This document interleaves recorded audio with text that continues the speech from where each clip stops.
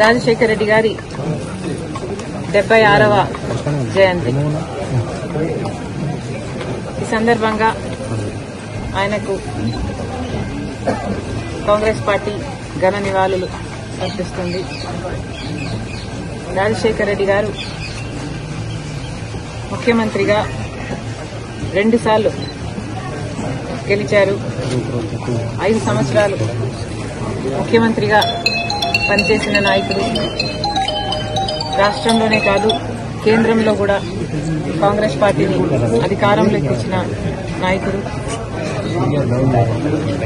ఆయన పరిపాలన, ఆయన పథకాల వల్ల కోట్ల మంది తెలుగు ప్రజల జీవితాలని తాకినవాడు.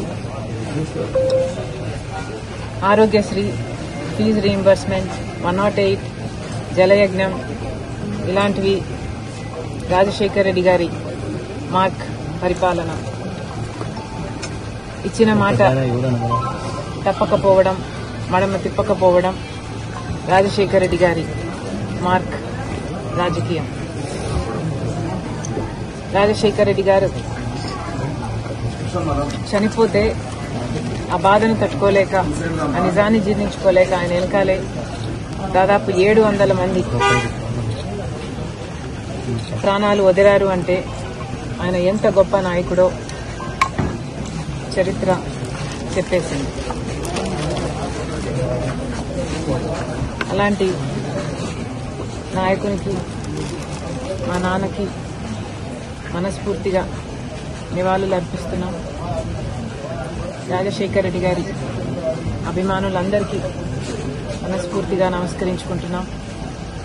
ఈ సందర్భంగా రాజశేఖర రెడ్డి గారు ఉమ్మడి ఆంధ్ర రాష్ట్రానికి ముఖ్యమంత్రిగా పనిచేశారు. కాబట్టి హైదరాబాద్లో కూడా రాజశేఖర రెడ్డి గారికి ఒక మెమోరియల్ స్పేస్ ఉండడం సబబు. రాజశేఖర రెడ్డి గారు మరణించిన వెంటనే కాంగ్రెస్ పార్టీ అది కేటాయించినప్పటికీ ఇప్పటికీ అది అమలు కాలేదు. ఇప్పటికైనా ఇప్పుడు రేవంత్ అన్న గారు అక్కడ ముఖ్యమంత్రిగా ఉన్నారు.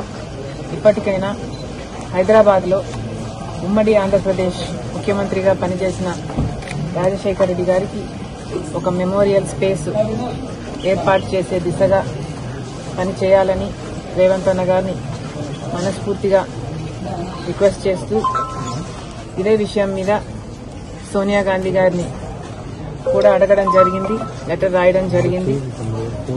కాబట్టి ఇది వెంటనే అమలు చేస్తే రాజశేఖర రెడ్డి గారి అభిమానులందరికీ రాజశేఖర రెడ్డి గారిని తెలంగాణలో, హైదరాబాద్లో కూడా వాళ్ళు వెళ్లి తలుచుకోవడానికి, నివాళులు అర్పించడానికి అవకాశం ఉంటుంది. ఎందుకంటే ప్రస్తుతం కనీసం ఆయన జయంతికి, వర్ధంతికి కూడా ఆయనని స్మరించుకునే అవకాశం అనే మెమోరియల్ స్పేస్ తెలంగాణలో, హైదరాబాద్లో లేకపోయింది.